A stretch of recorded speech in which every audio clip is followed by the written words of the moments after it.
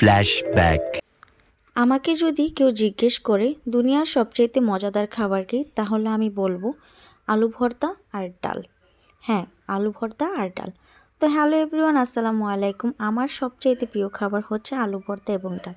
এবং আমার মতো কে কে আছো যার আলু ভর্তা এবং ডাল খেতে খুব বেশি ভালো লাগে?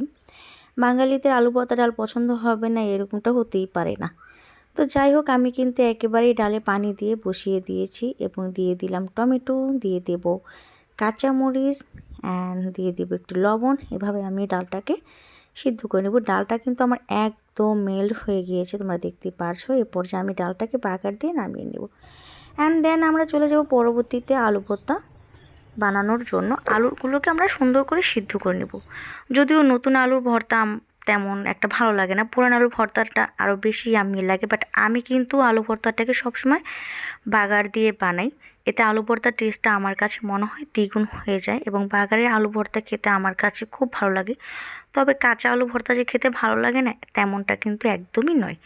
তোমরা আলুটাকে যেভাবেই ভর্তা করে দাও, আমাকে যদি বলো যে খেতে, আমি খেতে পারবো, কোনো সমস্যা নেই। তো যাই হোক, এখন আমি আলু ভর্তাটাকে সুন্দর করে বাগার দিয়ে নিচ্ছি। তোমরা দেখতেই পারছো আমি অনেকক্ষণ এটাকে জাল দিয়ে বাগার করে নেব, অল্প একটু জালে, অল্প একটু তাপে।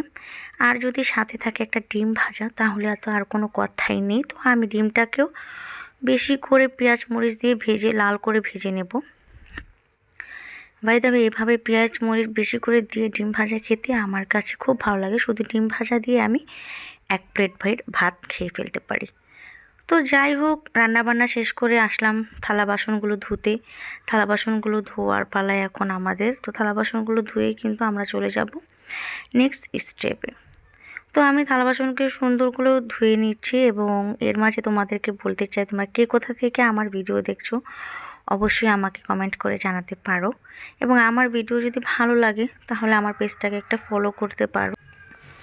তো আমি এখন সুন্দর করে থালাবাটিগুলোকে ধুয়ে নিলাম এবং আমি সুন্দর করে এখন বেসিনটাকেও ক্লিন করে নিলাম।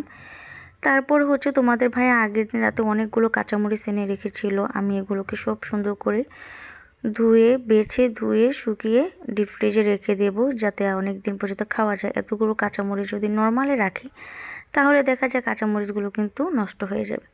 তো কাঁচামরিচগুলো বাছা শেষ। এরপর আমি কিন্তু চলে আসলাম জামা কাপড়গুলো গুছাতে। জামা কাপড় গুছিয়ে দেন হচ্ছে আমি ঘর গুছিয়ে নেব।